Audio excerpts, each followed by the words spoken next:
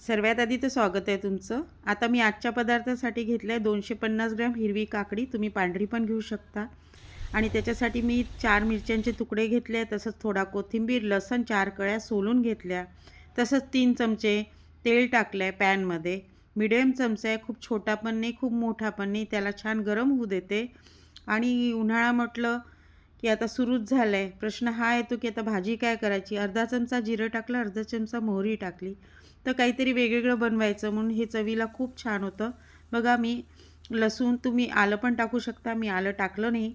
हिरव्या मिरच्या आणि कोथिंबीर ताजा मस्त त्याचं पेस्ट करून घेतली। आता ती छान मिक्स होऊ देते त्याच्यामध्ये छान।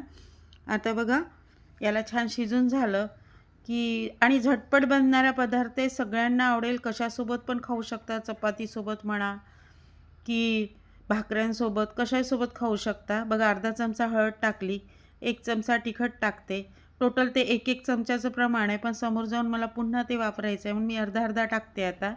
बघा आता अर्धा चमचा तिखट, अर्धा चमचा गरम मसाला, अशा प्रमाणाने चवीनुसार मीठ, हे सगळं मिक्स करते आणि छान त्याला थोडंसं सिमवरच होऊ देते, जास्त हे नाही तर काय लागलीच हळद जळून जाते। बघा आता मी छान त्या 250 ग्रॅम घेतलेल्या काकडी किसून घेतल्या, जरा जाडसर किसल्या, खूप बारीक नाही किसल्या, म्हणजे शिजताना 2 मिनटं लागतात, जास्त वेळ लागत नाही याला, या पदार्थाला खरंच सांगते 2 ते 5 मिनटं। आता बघा अर्धा चमचा तिखट पुन्हा टाकलं, अर्धा चमचा हळद आणि मीठ आधीच टाकलं होतं, चवीनुसार ते पूर्णच टाकलेलं असं करून, कारण वरतून हळद आणि तिखट टाका तर तुमच्या भाजी म्हणा की कुठलाही पदार्थ असो चव हटके येते। आता मी शेकलेल्या शेंगदाण्यांचा अर्धी वाटी कूट करून घेतला आहे, तो पण टाकला आहे।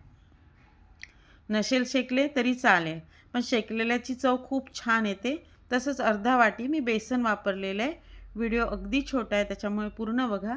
बघा आता छान बेसनाला शेकायसाठी 3 मिनटं लागते, अदरवाईज तुम्ही शेकलेलं बेसन वापरू शकता, मी थोडं हलकंसं शेकलेलंच टाकलं, तर मग याला छान असं होऊ देते, कारण काय आधीच काकडी शिजून गेलेली आहे म्हणून। आता छान याला सिमवर होऊ द्यायचं आहे। बघा आणखी याच्यात मी एक वस्तू टाकणार आहे, ती म्हणजे की आता याला थोडा वेळ अजून मी अर्धा चमचा तेल टाकलं, कारण त्याला सिमवर होऊ द्यायचं आहे छान म्हणून। आता 2 मिनटं फक्त शेकलेलं बेसन वापरलं म्हणून 2 मिनटं, नाही तर तुम्ही 5 मिनटं घ्यावंच लागेल तुम्हाला, कारण ते होऊन येतं, कारण बेसन कच्चं नको राहायला। आता याच्यामध्ये मी टाकते ताजं दही, दही छान मीडियम, खूप आंबट नाही आहे पण मीडियम तर आहेच। बघा छान ते 2 मोठे चमचे टाकले आहे दही, आता त्याला मिक्स करून घेते पूर्णपणे। आणि दही टाकल्यावर जास्त कुठलीही भाजी म्हणा काही म्हणा होऊ नाही द्यायचं, म्हणून तर फक्त 2 मिनटात तयार झाले काकडीचं आंबट बेसन म्हणा, पिठलं म्हणा, काही पण म्हणा, पण छान आहे।